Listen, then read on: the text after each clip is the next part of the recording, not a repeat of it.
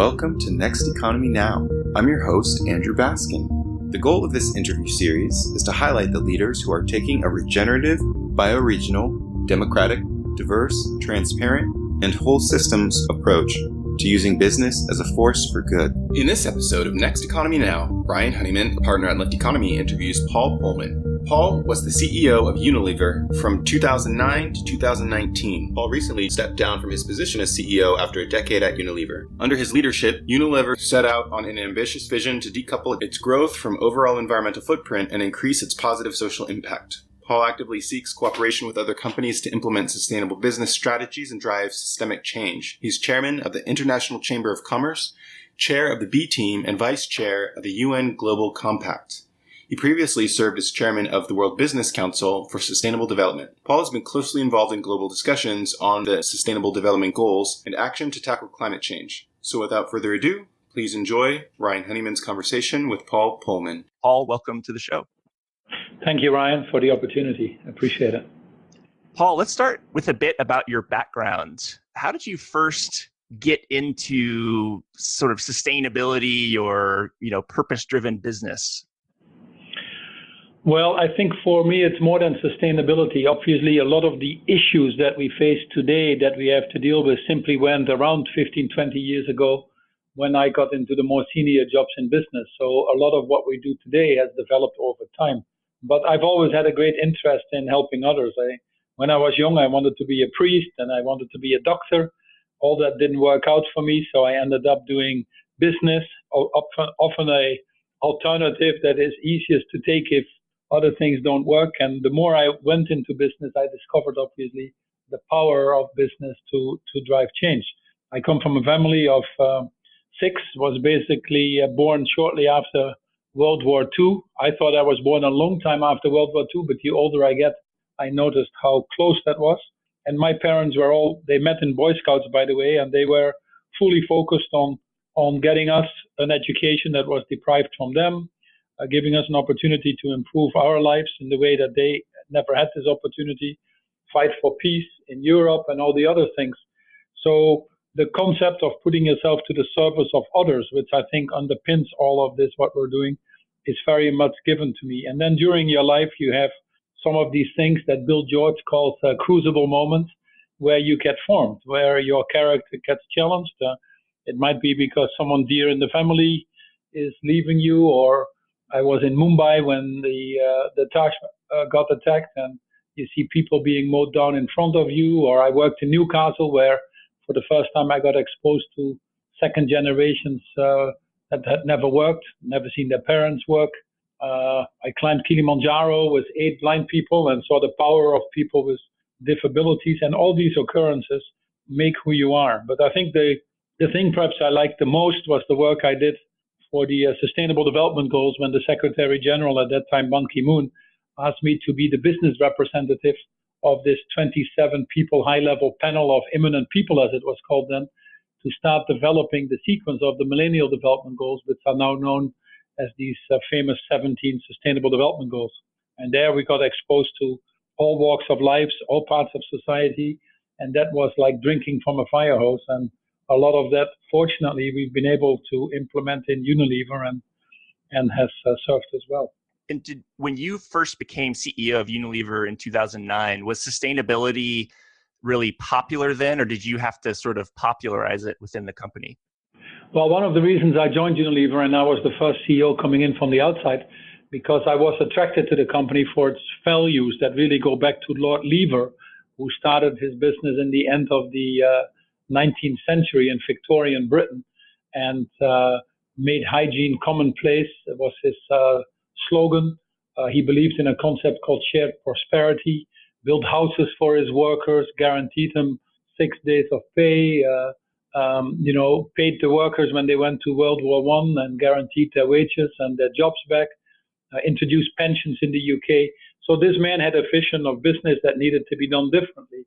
And when I came into this company, I realized that I just could not demand respect from others. I had to earn that respect, especially coming in from the outside, which had never been done here before. So I dived into the history of the company. And as Jim Collins says in his book, From Good to Great, when you want to drive change, which was absolutely needed. We were at the height of the financial crisis when I came in. Most companies were hunking down and cutting costs and looking at the financials only. This company had a little bit of pressure, and I was brought in because it needed to have a different strategy and grow again. So I started by having a deep understanding of the company and its values, because, as Jim Collins says, nurture the core before you stimulate progress. And knowing a lot about the history of the company then also allowed me to bring back some of these points of strength that have served us well, on top, obviously, of changing our strategy. But it allowed me to be accepted, and it allowed us to make changes at a faster pace because we just went back to the founders. The issues of sustainability are probably different now than they were 10 years ago because the world is going incredibly fast. But this company has always been on the foreground by, they started the marine stewardship of sustainable fishery, or the roundtables of sustainable palm oil, or, this company has always had a little bit of a concept of doing well by doing good, which is exactly why I joined.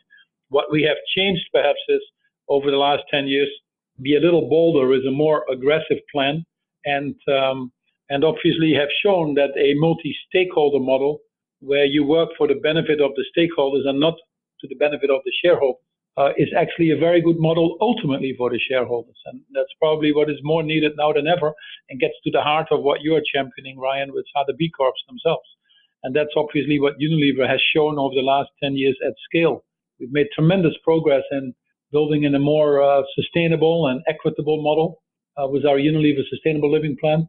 We're being recognized for that, but on top of that, our business has performed as well, with a 300% shareholder return over these 10 years, outgrowing the industry, 19% return on invested capital.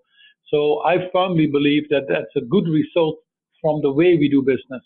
And that's why the development agenda, the sustainable development agenda, is such a powerful agenda, because it also makes sense from a moral point of view, from certainly a desire to make this planet, save this planet, and save it for future generations as well. But increasingly, it's also a very attractive financial model, which should give us obviously encouragement. And, you famously did not report, I think it was your decision to not report quarterly returns, right? And instead went to annual returns. Can you talk about that decision and what sort of pushback, or what did you see from that? Yeah. No, thanks, Ryan. But, you cannot solve the issues of food security or poverty or equitable growth if you live under the myopic pressure of quarterly reporting and shareholder primacy. It's driving businesses into the ground. It's starving economies from growth. It drives a high divide in society, and many of the major issues that we have to deal with are then not being addressed. So we needed to provide space, that we were not going to just chase the quarterly numbers, but that we were going to run this business for the longer term, and that we were going to grow it again. Our business had declined quite significantly from the height of about 50 billion to 38 billion when I came. Now it's back to 55 billion. But I needed to send a message that it was going to be different. So under the principle of the first day they hire you, they can't fire you. I discussed obviously with others, but we stopped quarterly reporting, we stopped giving guidance, and we started implementing different systems here in terms of executive pay and other things that clearly sent a signal that we were going to run the business for the longer term and providing some space. Also a signal that we were going to run it for the multiple stakeholders, and that shareholder return was an outcome of what we were doing, but not a goal in itself. A little bit difficult to just explain that when you put it in words, but when we started to put our actions behind that and people saw that we were serious about it, it started to gain momentum. Unfortunately, I had expected more companies to follow us because there's no law that prohibits you from doing that, and that has still proven to be a little bit problematic. But what we have seen is, by only reporting our results twice a year, we don't talk the weather or Ramadan or short-term crises. We end up having more strategic communication. And when you have more strategic communication, you attract a different kind of shareholder. Our shareholder base over the 10 years have drastically changed. We now have 70% of our shareholder base that has been with us for 7 years or more. The turnover in the top 10 shareholders is now half of what it used to be. So our fluctuations in our share price are less. The speculators are out of it. So we have a shareholder base that more reflects now also our strategy, and obviously it has served them well. Now, on our podcast, you're actually the first CEO of a publicly traded company, although no longer. I mean, maybe the weight is off your shoulders a little bit, but what is the pressure that you feel or felt to grow? Because, there's this, better than perhaps any other large company CEO that, how do you reconcile this need for growth as a public company on a finite planet? And, how do we, I really admire how you had said, I think, and I don't remember when you started or later on, you had said, we're going to double profits while also cutting our, I think, impact in half or something like that. Is that a fair? No, our Unilever Sustainable Living Plan, just to make clear to the people that worked here first and foremost, was to send an enormous signal that we needed to grow again in terms of being able to create value. If you decline, you don't create value. You start chasing your tail, you cut costs, and you actually become an easy prey for the short-term part of the financial market, and the business becomes dysfunctional. So our goal was we needed to double our turnover over. We never said in which time period, obviously, but we needed to double our turnover, but halve the environmental footprint and increase the overall social. So what I wanted to say clear to everybody is, it is about business results in the end, but it is about business results whilst decoupling growth from environmental impact and increasing the overall social impact. We put 50 targets out there because I could see that trust in business was low as well, and the only way to repair trust is to work with transparency. Transparency builds trust, which then is that basis for prosperity. So the 50 targets were basically there to hold us accountable. We also set very audacious targets that made people feel very uncomfortable. How can you do this alone? If you don't achieve them, are you going to resign? And all the other things that came with it. The skeptics came out, and there are enough of those in the world. But we did something that I think made the company a little bit more human versus a lot of other companies that are out there. We said we simply don't have all the answers, and nor can we do that alone. And that made us less vulnerable, made us more human. Others started to want to work with us. We created partnerships. And whilst we were 10% sustainably sourced 10 years ago, after working it for over 100 years, we are now 70% sustainably sourced.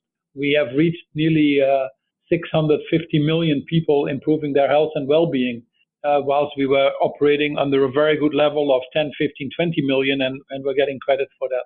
We've been consistently now number one on GlobeScan for corporate reputation, or on the Dow Jones Sustainability Index as the number one. So, we've become the third looked up company on LinkedIn after Google and Apple, because people, especially the younger generation, want to make a difference and work for companies with purpose. So I firmly believe that what the bigger change we have made is that we've shown, especially to the financial community also, that a model that focuses on multi-stakeholders, with obviously a disciplined management team and a good strategy, is actually to the benefit of our shareholders, and that business can be done differently. There are many challenges in society that are not being addressed right now that we might have not been aware of the last 15, 20 years ago, but these challenges need to be addressed. Business cannot succeed in societies that fail, and nor can business be a bystander in a system that gives them life in the first place. So I've always felt that we need to step up to the plate. That's our responsibility if you're in a position to actually do something about it. We know that governance in the world is very difficult. We have a global governance system that doesn't quite function at a time that more and more of these issues that need to be solved, like cybersecurity or climate change or privacy, are of global nature. But then the only answer there is not to blame the politicians or start to ridicule them, although they always have a temptation to do that, but to de-risk the political process. A good example where we've done that is Paris, where in 2015 with the COP21, there were more business people, 1,800, than countries, obviously, and heavily pushing for an ambitious agreement. Whilst it's by no means enough, whilst we need to go much farther still, what we got in Paris was far more than people expected and forms the basis to accelerate from. But the private sector, on top of civil society, should take a lot of credit for that. So I think we're showing that the model we put in place, the space that we're providing around that, the way we're working on that, the transparency that we put behind our model is a good thing for everybody. Doesn't mean, as I come to your question, that it's all that easy. Unfortunately, we've pumped too much money in the global economy. The global economy is what people call the VUCA wealth. There's too much uncertainty out there. Every day we seem to invent another level of uncertainty. So the discounting of future cash flows is very high. So the pressure on short-term performance has increased, not decreased. Then there are the enormous amounts of skeptics out there or vested interests who frankly don't want to change. They want to make noise. They do the greenwashing perhaps if you're lucky, but they basically stay in the CSR space. I always say we need to move from CSR to RSC. RSC is, instead of corporate social responsibility, you really want to get to responsible social corporations. And that change process is difficult. Many things you can do yourself, no doubt, low-hanging fruit, but a lot of things you need the world around you to function. So whilst our plans initially focused on ourselves, we had to step up the social compliance path, especially after the collapse, for example, of the Rana Plaza and other things. But we also said midway through, we need to use the size and scale of Unilever to focus much more on transformative change outside of the company itself. And that's when we took on a much bigger role, which I think is ultimate leadership, to put yourselves to the service of others. And that's really what our model is now. With reaching 2.5 billion consumers a day, being in all countries in the world, 80% of the global households, we have an opportunity really to make transformative changes beyond any government. And that's good for us as well, if these changes are in areas that are imperative to make our business long-term successful. What was the last country you got into out of all of them in the world? One of the North recent Korea. countries we went into was Ethiopia, for example. Okay. So Ethiopia is a low developing country, obviously economic struggles. The market isn't quite there yet, currency control, other things. But it's a country that is very advanced in terms of implementing the Sustainable Development Goals. They have 40,000 health workers. They give people free education. Obviously, the quality needs to move up. But it's a country that still comes out of the Marxist era, but has a socialist development plan. And it's actually fairly good to lifting people out of poverty. Not fast enough, but it's happening. So we concentrate on schools, on hand washing. Trachoma is a big issue there still. They had cholera outbreaks. So brands like Lifebuoy are ideal for that. And it establishes the brand. We shipped a few million bar soaps there at the beginning. And then we work with our food brands like Knorr and give them nutrition, which is very important. We put iodine in the bouillon so that they don't have the issues of stunting or iron deficiency. And then we go into oral care. Half of the absenteeism in schools is because of oral issues. So we introduce our oral brands. And now we have a decent business in Ethiopia.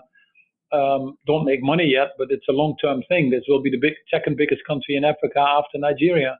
But we do it all by taking a development agenda. Our principle is that we are there to make the country more successful.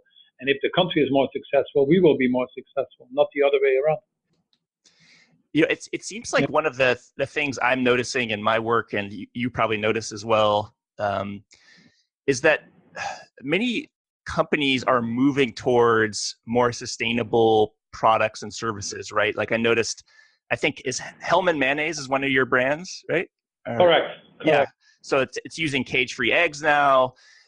Correct. You acquired Seventh Generation, which is incredible in terms of social and environmental responsibility. Ben & Jerry's, Sir Kensington's, I think Mayterra.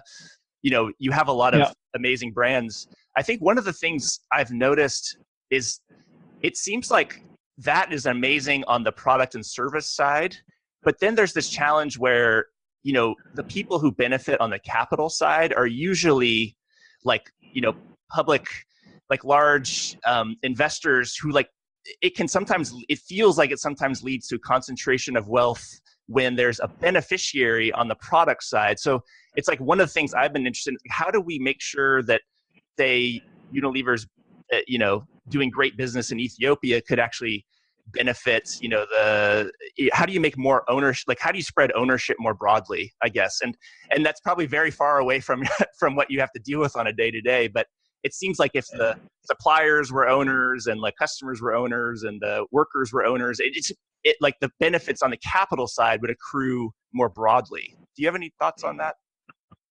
Well, I think it's absolutely important what you are saying. In the US, you've seen over the last 30 years or so, the number of publicly traded companies cut in half. And that market concentration is not necessarily healthy for an economy.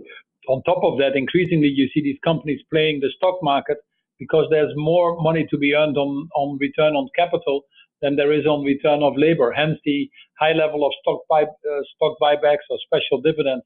So we have shown over and over with the work that we've been involved in with organizations like Focusing Capital on the Long Term and other things, that that's not a very healthy situation. So you need to be sure that more public companies can succeed and that wealth that is created by these companies is broader spread. And Unilever, we have an enormous shareholder base of over 2 million shareholders that benefit and that depend on their pensions, basically, of a lot of the money that we generate. So we have a dividend payout that has gone up 8% a year over the last 35 years. Anybody that has invested in Unilever has done very well and has guaranteed its retirement. So we have that responsibility. We also have a responsibility to the other stakeholders. Many companies focus on the supply chain, that is easy, and we do the same.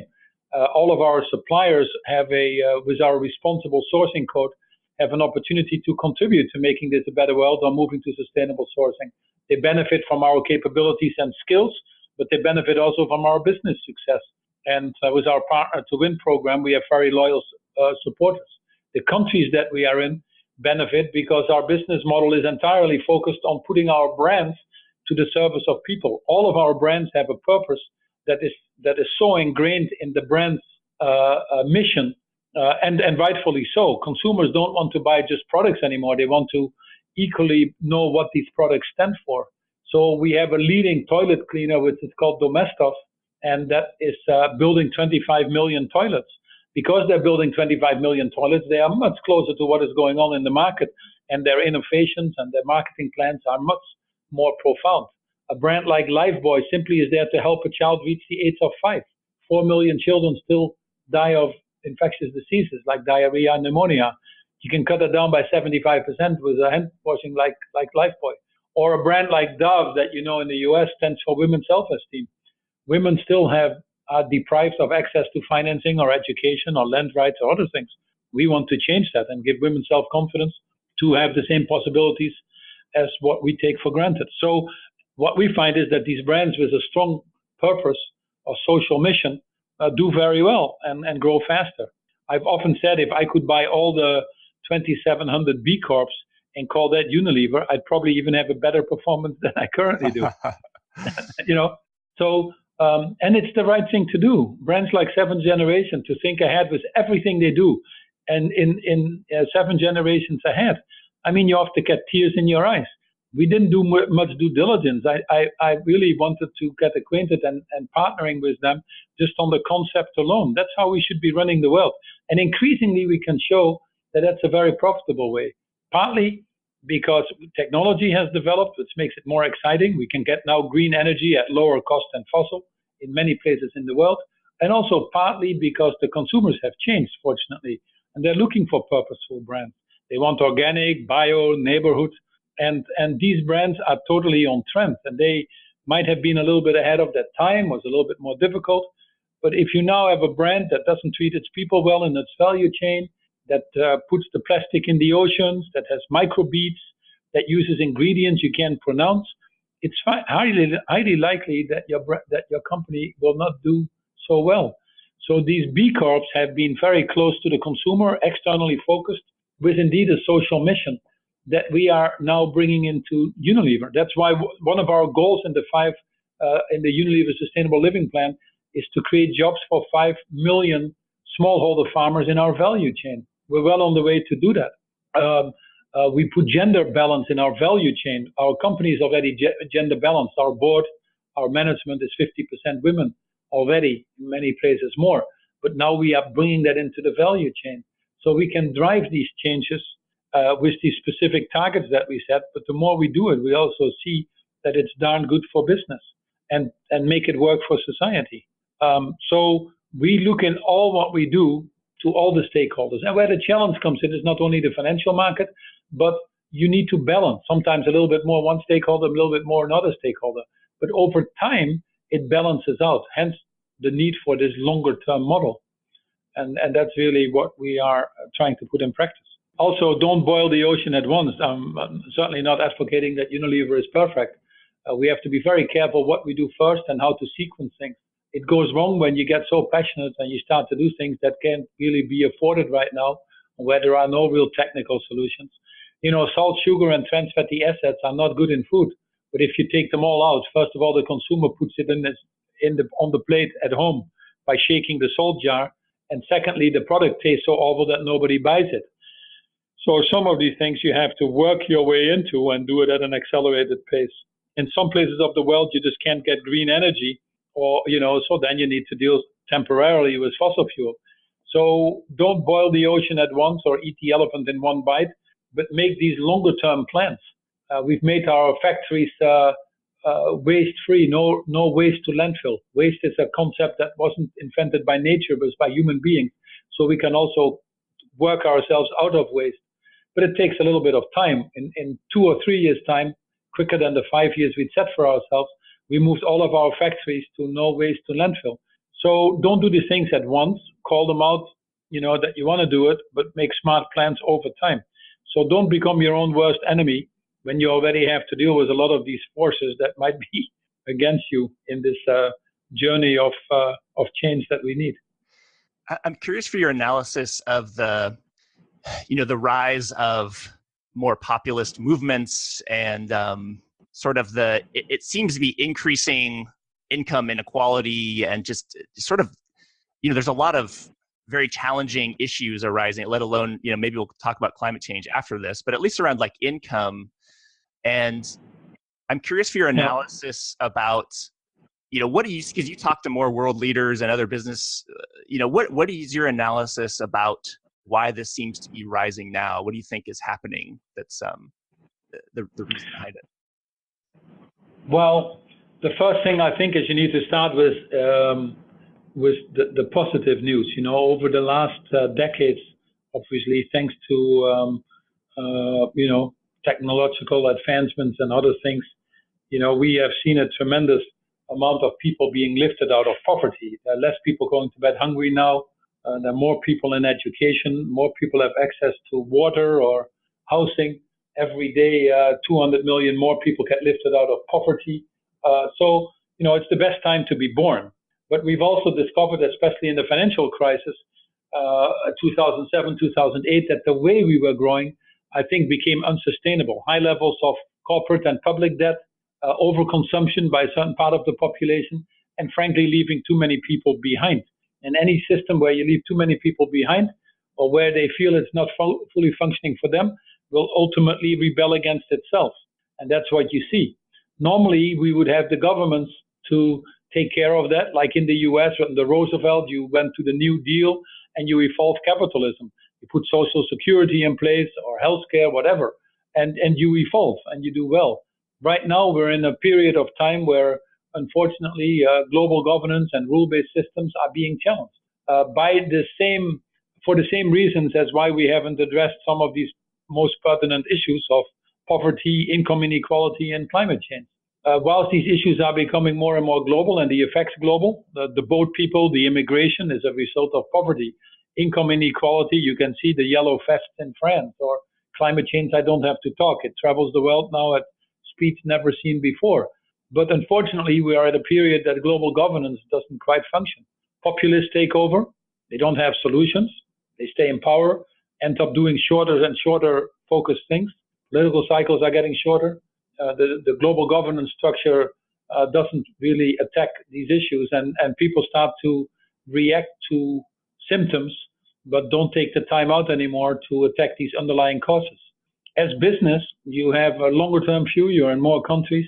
You don't get elected, at least to some extent, and you can perhaps spend more time on the underlying causes. And what we do at Unilever then is to say, or what I will focus on is to say, how can we help de-risk this political process? In essence, you have to believe in the goodness of people, but then you have to ask yourselves, if we all believe in the goodness of people, there's no CEO who wants more unemployment or more people going to bed hungry or more people dying from air pollution. But then why collectively do we create these terrible results, if you want to? No, partly because it crept up with us by surprise, and we haven't created the leaders that know how to deal with it. It requires a different form of partnership, different leaders, more purpose-driven, more longer-term focus. We just don't have enough of them. And partly it's also because in terms of addressing these issues, it's very, very challenging and very, very hard work to do this. And not everybody has invented the internet, and there are many people that just don't know how to go about it. And we need to just create more momentum around the successes and put more practices out there that show that it works. The biggest influence that Unilever has had is not the success of Unilever itself. It's the influence that it had on all the other people to also take a little bit more courage to start moving forward at a faster pace. And that is the role of business now that is going to become more and more important.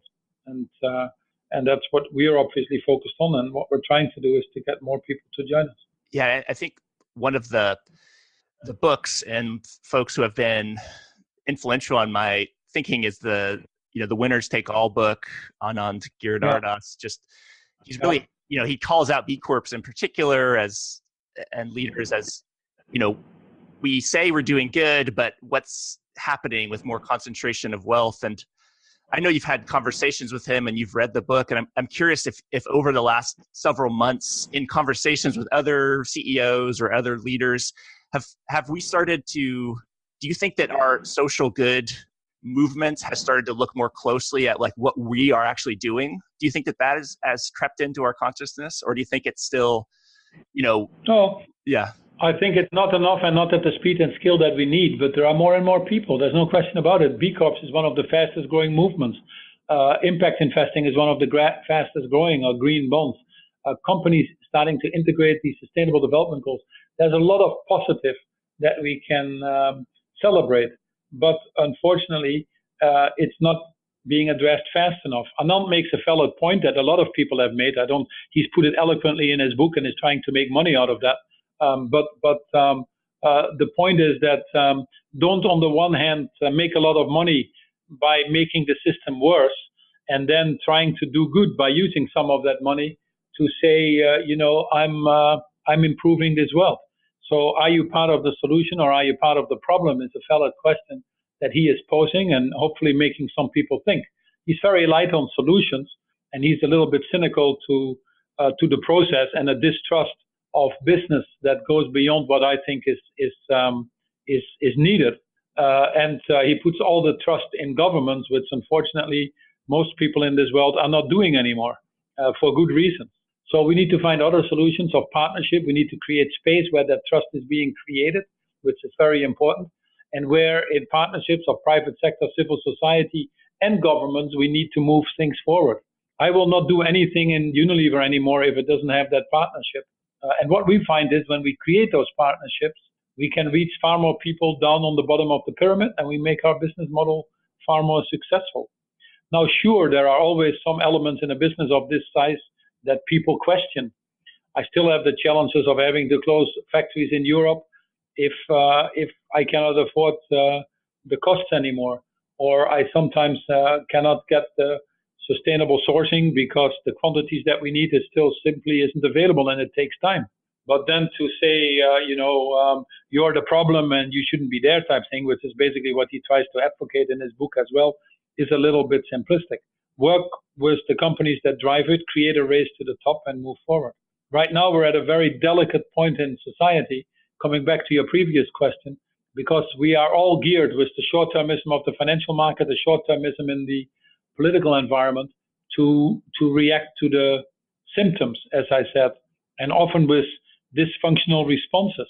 But we don't take out the time to work on the underlying causes. Under the principle, as I said, that there are no bad human beings, why do they behave this way? It's because the boundaries that are put upon us make us behave this way. If I ask a salesperson to only get rewarded on the number of orders he writes or she writes, they're going to write a lot of small orders and behave that way. If I reward them on the customer service and the quality, they're going to behave differently. So the boundaries that are put upon us drive our behavior. We have currently boundaries that only reward financial capital, not social or environmental capital. So we need to expand the definition of capitalism to include social and environmental capital. Hence, for example, a price on carbon. When we do that, our capitalist system is probably best placed to deal with it. We need to ensure that the financial markets move to the longer term. So how do we change those boundaries? So we need to start rewarding labor. All the reward right now is on capital, and frankly, the capital, if you play the capital markets, you don't pay much tax in any jurisdiction, whilst the tax is totally geared on labor. Perhaps we should start to think of totally shifting that. We need to move to a circular economy. We know how to do that and get out of this linear economy and provide space to create that. No individual company can set up a recycling system. They don't have the critical mass to do that in a profitable way. So we can all blame them for the packaging that floats in the ocean, but we have here a systemic solution that needs to be thought through. So they take time and they need to be put in place, and they take efforts and they take certain leaders. That's why the new leadership that we need is not only people that care, have a high level of awareness and engagement, but, are purpose driven, are longer term, understand that they have to put the interest of others ahead to drive some of these changes, which is hard work, which exposes yourself, which makes you subject to criticism at times by many. But at the end of the day, you're talking about, do we want to save humanity or not? This generation has done more damage in the last 30 years than in its 5 billion years of existence. That's just, for me, mind-boggling. The rate of species that disappear are 1,000 times more than the normal pattern. That, to me, is mind-boggling. And we're getting to the point that on each of the Sustainable Development Goals, the famous 17 goals, it takes $5 trillion a year to implement that and eliminate poverty, not leave anybody behind. On each of these goals, we're already incurring costs that are much higher. $5 trillion a year, according to the IMF, just the cost of climate change-related issues alone. Goal number 16 is about peace and justice. We spent in this world 2 to 3 times more on conflict prevention and wars than it cost us to implement all of the goals. And we still have the courage to call ourselves most intelligent species. I don't get that. So we're getting to a point that some people might not have that morality. I buy into that. That's the reality of the case. But we're certainly getting to the point where the cost of not acting is becoming higher than the cost of acting. So this is a wonderful moment to celebrate, to accelerate, and to make this the growth story of the century, the more equitable and sustainable growth. And we need it because the population is going to double, or the urbanization in the next 30 years. Infrastructure is going to double in the next 15 years. So the pressure that is coming on the planetary boundaries is going to be exponential. And that's why it requires us to change. Now, it's tough. I recognize that it's tough. We've never decarbonized the global economy. We're carbon junkies. We've never moved to a circular economy. We don't really know how to move the financial markets to the longer term. And all of that at a system when governance doesn't work is tough. I recognize that. That's why we need the right leaders. So the best thing we can do is invest in leaders and trees. And that's really what I would focus on if I have some energy left in myself as I move forward. I recently did a podcast with a professor, John A. Powell at UC Berkeley. Do you know John Powell? I've heard of him, but I've not met him. Yeah. So he's for folks on the podcast, he's a professor of law at UC Berkeley, but an expert in diversity, inclusion, equity. And he actually says that one thing that he likes to point out is most people would say climate change, at least most progressive people in business, maybe like me and you, Paul, would say climate change is our biggest problem.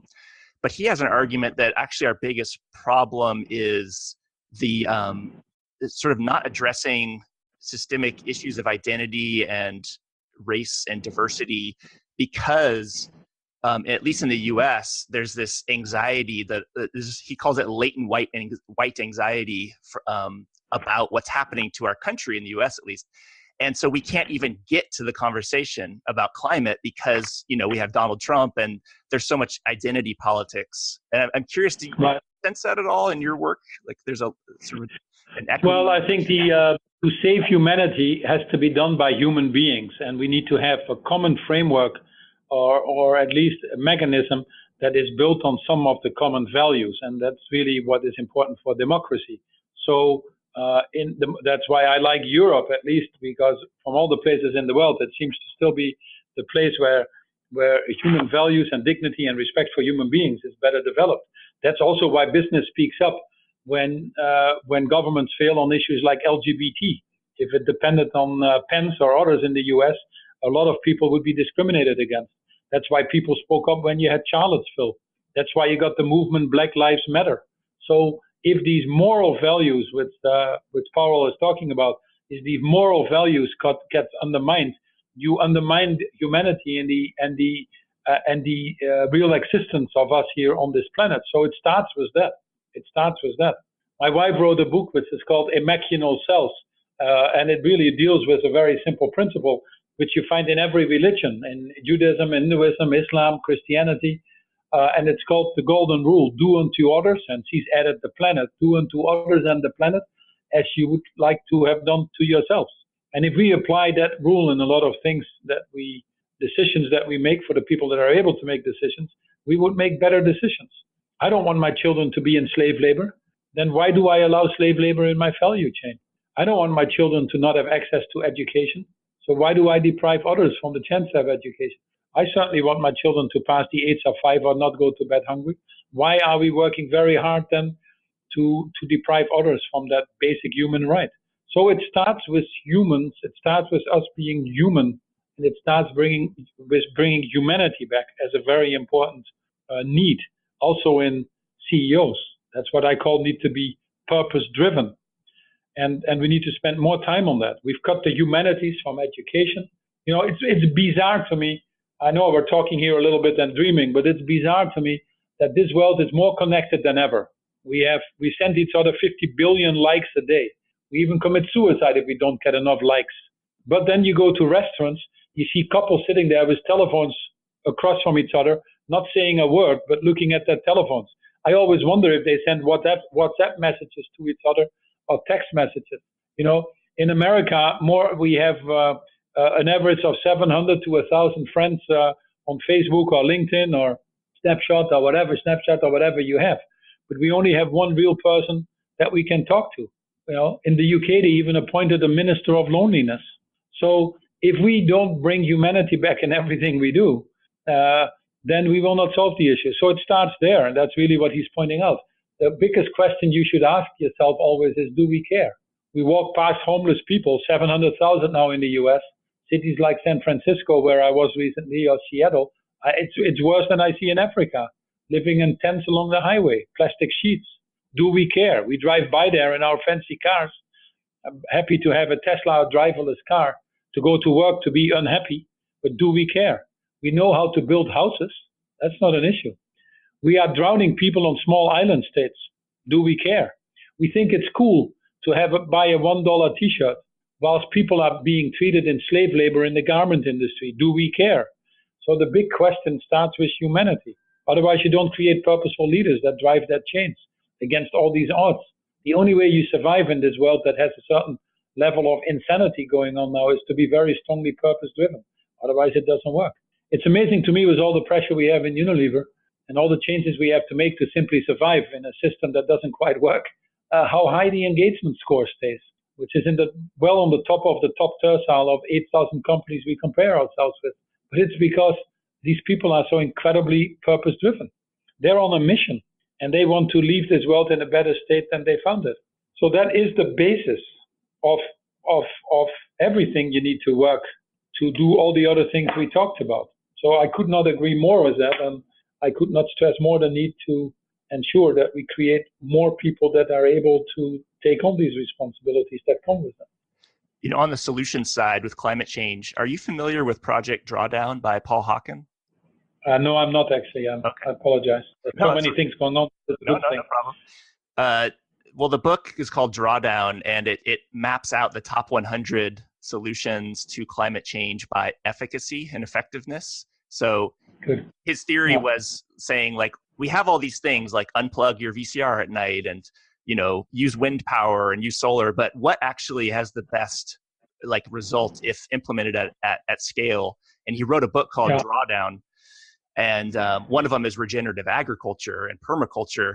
And so where I was sort of going on Unilever's side is, one, I wanted to see if you had heard of that book, and we could, it's fine. But on the permaculture regenerative ag side, I'm curious, have you started to look at that in your value chain at all? Yeah, absolutely. And obviously, being, as we say now, you need to really, in this world, you need to get regenerative. Just to be sustainable is not even enough anymore. There are some, tipping points that we have reached already. Johan Rockström talks about planetary boundaries, 9 of them. 4 of them are already beyond the tipping point. So we have to make things better, not avoid things from getting worse. So regenerative as a concept is a very important thing that needs to be entered into every business thing. I appreciate you pointing out the book, and I've written it down, so I will read that. But for example, on climate change, one of the things we are working is deforestation is again up 51% last year, or in 2017. We don't have the 2018 numbers yet. Versus the year before, we're cutting down the lungs of this world. Hubert Reeve, who is a philosopher in Canada, said it well when he said, "Man is the most insane species. He worships an invisible God and destroys the visible nature, not realizing that the visible nature he or she destroys is the invisible God he worships in the first place." So 30% on climate change, the natural solution, 30% is actually in reforestation, in restoration of degraded lands. And that's a natural solution at relatively low cost. But we are just on steroids to get a quick kick out of cutting down forests. So we very much have created coalitions on food and land use. Food waste, 30 to 40% of the food that we produce is wasted. If food waste alone would be a country, it would be the 3rd biggest emitter of carbon after China and the US. So we've created an initiative called 12.3. Goal number 12 is responsible consumption. Goal 12.3 is on food waste, to cut that down significantly with a coalition which we call the Food and Land Use Alliance, to look at all of this. So these are regenerative natural solutions. And in our own sourcing, we obviously do the same. We're very heavy into tea or palm oil, and we're moving all in that direction. What we find very simply is that better agricultural techniques, we can increase the yield always by 2, 3, or 4 times. Then we need to make it sustainable. And for us, it's sustainable also means a heavy social component to this. And then increasingly looking at regenerative. So it's a must for every company. We have a wonderful opportunity because the Biodiversity Convention is going to be in China in 2020. The IUCN has their convention in France just before that, yet very few companies have biodiversity on their business agenda, yet they fully depend for their businesses on natural capital. I could not run my tea plantations if the rain doesn't fall on it, or I could not use my water that I need for many of the products if it's polluted. It's as simple as that. So the value of natural capital, the importance of protecting our biodiversity, we need to get it on the business agenda. We need to put a value on that. And that might help us accelerate, the regenerative thinking that obviously people like Bill McDonough and others have championed already for a long time. So one of the task force that we're creating right now and will be on the agenda for Davos as well is exactly around, in this case, biodiversity, but getting that higher onto the private sector agenda to do something about it.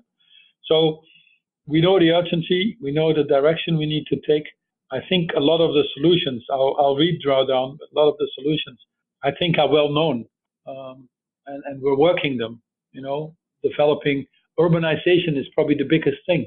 We're going to double the number of cities in the world in the next 30 to 40 years with population growth and urbanization alone. How we are building cities is going to be crucial in terms of if we're going to survive or not. London still has roads from the Roman times.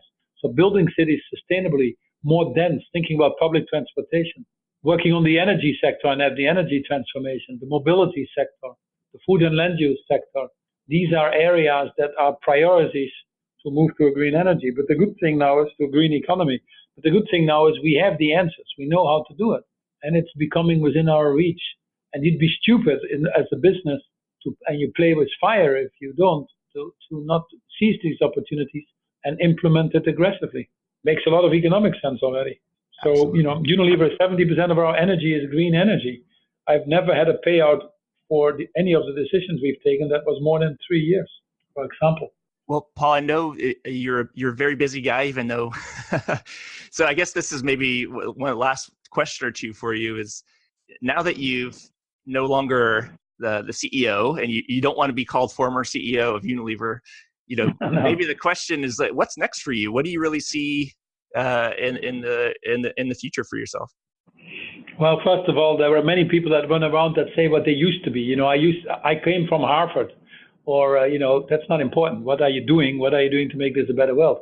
Or I used to be the CEO here or there, so I'm important. No, what are you doing now to be useful? So I have an apathy to being X something. I always like to look forward and learn from the past, but not. And one of the areas I want to exactly focus on is how can we aggregate the aggregators? Thousands of flowers are blooming around changing the fashion industry or climate change or biodiversity or moving the financial market to the longer term, creating different standards that measure natural or social capital. There is a unique opportunity to bring these associations or efforts together and to move it forward at faster scale by aggregating the aggregators. I've become the chairman of the International Chamber of Commerce, which has 45 million companies associated with that. The World Business Council for Sustainable Development, I was the chairman of. The UN Global Compact, which is probably the biggest association with 12,500 members implementing the Sustainable Development Goals. I'm the chair of the B team that we have created of more courageous leaders to move faster.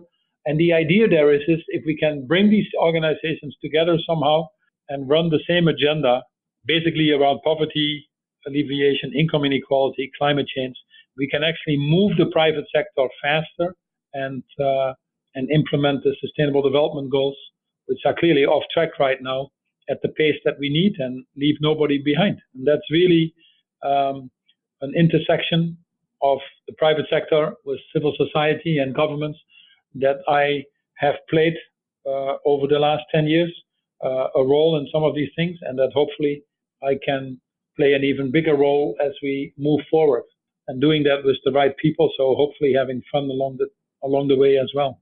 It's not going to be easy, but I think we have long ago realized that we belong to the 2% of the world population that can do what they want, that are financially independent, can live where they want. And that's not true for the other 98%. So in that case, it's our duty to put ourselves to the service of the other 98%. And that's what I'm going to do moving forward. I don't know where it leads to. There's a certain level of uncertainty, like anything, certain level of anxiety, but I certainly look forward to it. And that's what made me decide that 10 years in Unilever and learning a lot and appreciating that opportunity a lot, it's time to hand that over. You don't want to overstay, and to start working on some of these other things that I was starting to spend already more and more time on over the last few years. So I don't know if that's a full answer, but come back in about 6 or 12 months, Yeah. People say, what's your new title going to be? And I was telling you on the phone, it's going to be Space Transformer. We have to transform the space that we're in and create a new system for everybody. Just tell your kids you're moving back in with them. Now, see what they say. It's like graduating college, but reverse. Yes. I don't look forward to that one. Yeah. Anyway.